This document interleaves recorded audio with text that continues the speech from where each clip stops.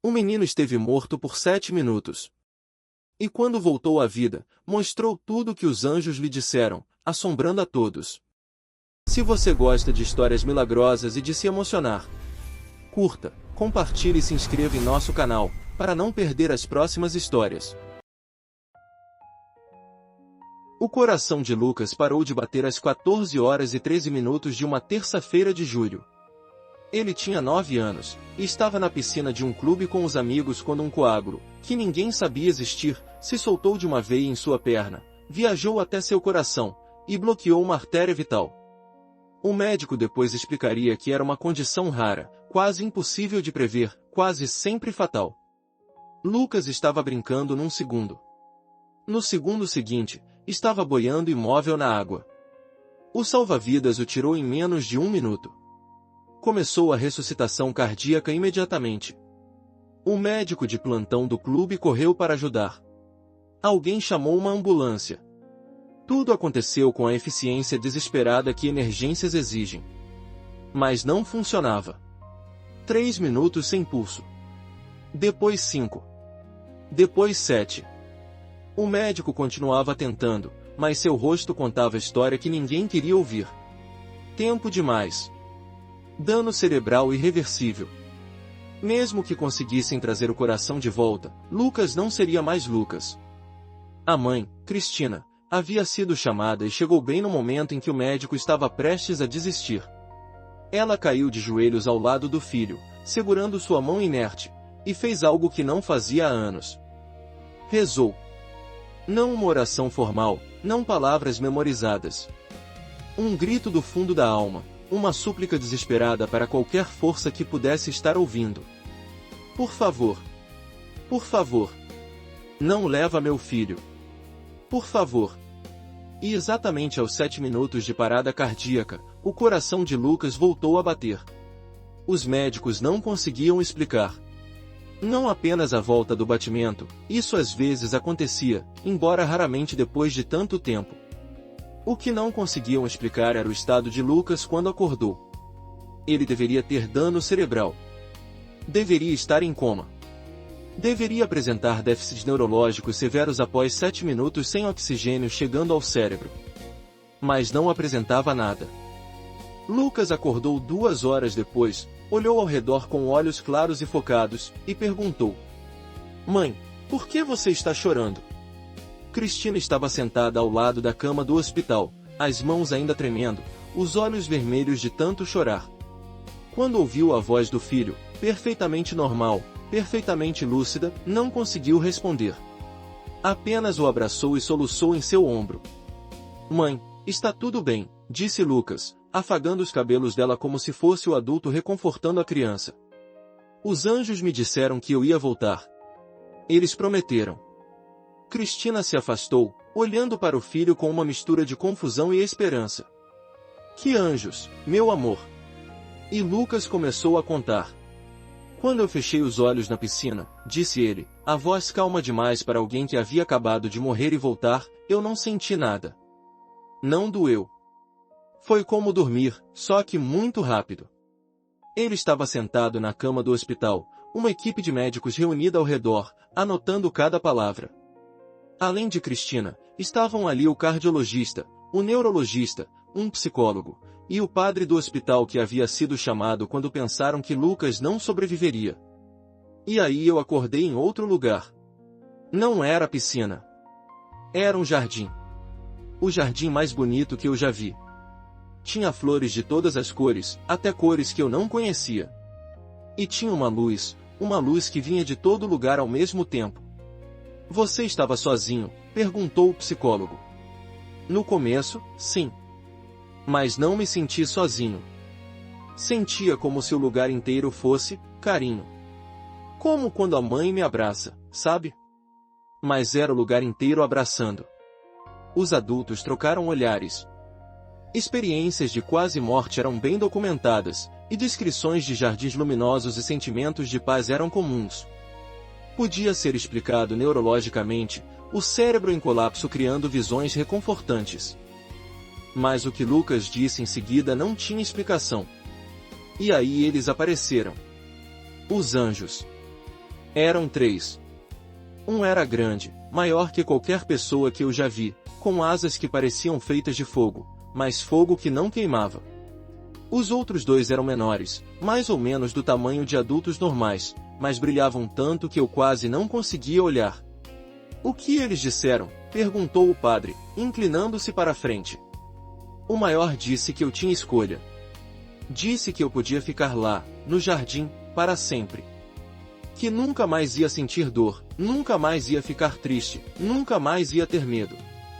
Disse que minha avó estava lá esperando por mim. Cristina sentiu um arrepio. A mãe dela, a avó de Lucas, havia morrido 2 anos antes. Lucas havia sido muito próximo dela. Você viu sua avó? Perguntou ela, a voz quebrando. Vi, ela estava bem atrás dos anjos, sorrindo para mim.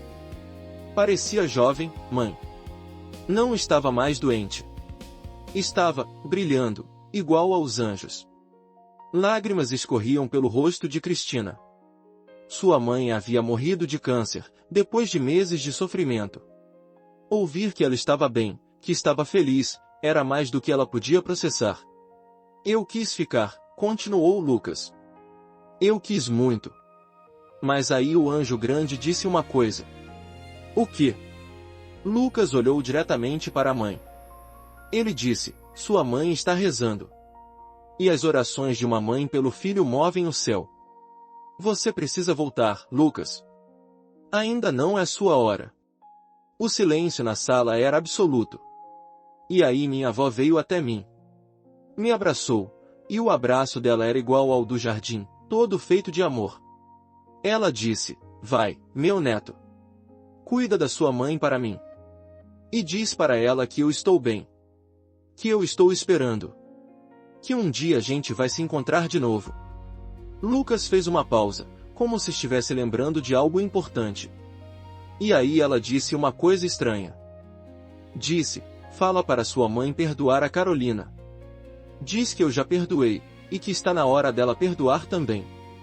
Cristina congelou. Mãe? Você está bem? Quem é Carolina? Carolina era a irmã de Cristina. As duas haviam brigado feio 15 anos antes, por causa de uma herança mal dividida, de palavras duras ditas no calor do momento, de orgulhos que se recusavam a ceder. A mãe delas, a avó de Lucas, havia tentado reconciliá-las durante anos, sem sucesso. Morreu com aquela dor no coração, vendo 2 filhas que se amavam transformarem-se em estranhas. Lucas não sabia nada disso. Ele era muito novo quando a briga aconteceu. Nunca havia ouvido o nome Carolina. Não tinha como saber da existência de uma tia que vivia em outro estado, que nunca visitava, cuja foto havia sido removida de todos os álbuns da família. Como você sabe esse nome? Perguntou Cristina, a voz um sussurro. A vovó me disse, respondeu Lucas com a naturalidade de quem não entende por que a pergunta é importante. Ela disse que Carolina era sua irmã. Disse que vocês brigaram há muito tempo, mas que está na hora de fazer as pazes. Disse que era o último pedido dela. Cristina começou a chorar, não os soluços de antes, mas lágrimas silenciosas que escorriam sem parar. O que mais sua avó disse? Perguntou ela. Disse que ela viu quando você cuidou dela no hospital. Disse que você cantava para ela dormir, mesmo quando ela já não respondia mais. Disse que ouviu tudo, mesmo parecendo que estava dormindo. E disse que a música preferida dela era Asa Branca, porque fazia ela lembrar do vovô. Cristina sufocou um soluço. Ela havia cantado Asa Branca para a mãe todos os dias no hospital. Nunca havia contado isso a ninguém. Nem ao marido, nem aos amigos. Era algo íntimo demais, privado demais. E Lucas sabia. Os anjos me mostraram outras coisas também, continuou ele. Me mostraram que a vida é tipo um sonho que a gente precisa acordar. Que quando a gente morre de verdade, quando chega a hora certa, a gente acorda e percebe que tudo aqui era como estar dormindo. E que lá, onde eles moram, é que a gente está acordado de verdade. O padre se aproximou da cama. Lucas, você tem medo de morrer? Depois de tudo que viu. O menino de 9 anos olhou para o padre com uma serenidade que não deveria pertencer a alguém tão jovem. Não, padre. Eu não tenho mais medo de nada. Porque eu sei o que está esperando. E é bom. É muito, muito bom. A notícia da experiência de Lucas se espalhou. Não porque a família quisesse fama, pelo contrário, Cristina tentou manter a história privada. Mas um dos médicos comentou com um colega, que comentou com outro, que mencionou para um jornalista. Em semanas, a história do menino que morreu e voltou estava em todos os veículos de comunicação. Pesquisadores vieram entrevistar Lucas. Céticos vieram tentar desmascarar. Religiosos vieram tentar usar sua história para suas próprias agendas. A família foi bombardeada de atenção que nenhum deles queria. Mas algo bom também veio daquilo. Carolina viu a entrevista. A irmã que Cristina não via há 15 anos estava em sua casa, em outro estado, assistindo televisão, quando o rosto do sobrinho que nunca havia conhecido apareceu na tela. E quando ouviu o menino dizer que sua avó pedia para as irmãs se reconciliarem, ela pegou o telefone. A ligação durou 3 horas. Houve choro, houve desculpas, houve feridas antigas finalmente sendo tratadas. Quando desligaram, nenhuma das duas era mais a mesma. Uma semana depois, Carolina viajou para encontrar a família da irmã. Quando abraçou Lucas pela primeira vez, chorou como uma criança. Obrigada, disse ela ao menino, por trazer o recado da vovó. Ela sabia que vocês iam fazer as pazes, respondeu Lucas. Ela me mostrou. Disse que era o presente de despedida dela. Os anos seguintes foram de transformação para toda a família.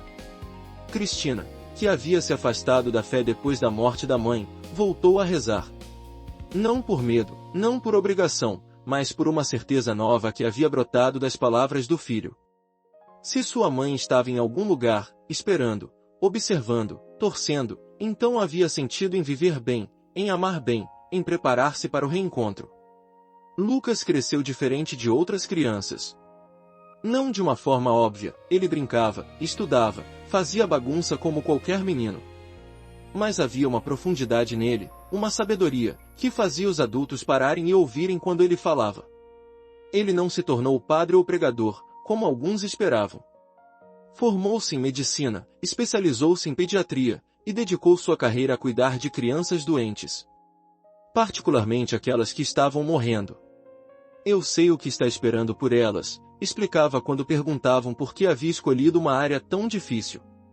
E posso ajudá-las a não ter medo. Posso ajudar as famílias a entender que a morte não é o fim. É só uma porta. Suas conversas com crianças terminais eram diferentes de qualquer coisa que os colegas já tinham visto. Ele não oferecia falsas esperanças de cura, não mentia sobre prognósticos. Mas de alguma forma, as crianças que conversavam com ele partiam mais tranquilas, mais em paz, como se ele lhes tivesse contado um segredo que aliviava o medo. O que você diz para elas? Perguntou uma enfermeira uma vez. A verdade, respondeu Lucas. Que há anjos esperando. Que há um jardim lindo. Que as pessoas que elas amam e que já foram estão lá, de braços abertos. E que não dói. Não dói nada. Você realmente acredita nisso? Depois de tantos anos? Lucas sorriu, o mesmo sorriso sereno que tinha desde que voltará daqueles 7 minutos de morte. Eu não acredito. Eu sei. Eu estive lá. E um dia, todos nós estaremos. Lucas viveu até os 92 anos. Uma vida longa, produtiva, cheia de amor e serviço. Casou-se, teve filhos, teve netos. Nunca perdeu a certeza que havia ganhado naquele dia na piscina, nunca esqueceu os anjos, nunca deixou de falar sobre eles para quem quisesse ouvir. Quando finalmente chegou sua hora, em uma noite tranquila de inverno, cercado por 3 gerações de família, ele não teve medo. Eles estão aqui, disse, olhando para um canto do quarto que parecia vazio para todos os outros. Os 3 anjos. E a vovó. E tantas outras pessoas. Tantas que eu ajudei ao longo dos anos. Estão todas aqui. Seus filhos seguravam suas mãos, chorando, mas ele sorriu. Não fiquem tristes. Isso não é adeus. É até logo. A gente vai se encontrar de novo. Eu prometo. Ele fechou os olhos, respirou uma última vez, e partiu. E aqueles que estavam presentes juraram, todos, sem exceção, que viram algo no momento de sua morte. Uma luz. Um brilho. Formas que poderiam ter sido asas. Como se os anjos que ele havia conhecido aos 9 anos tivessem voltado para buscá-lo. Como se estivessem levando-o para casa. No túmulo de Lucas, por seu próprio pedido, foram gravadas as palavras que ele havia ouvido dos anjos naquele dia distante. As orações de uma mãe pelo filho movem o céu. E todos os anos, no aniversário de sua morte, sua família se reúne para rezar. Não com tristeza. Com gratidão. Porque Lucas havia lhes dado o maior presente possível, a certeza de que a morte não é o fim. É apenas o começo de algo muito, muito melhor.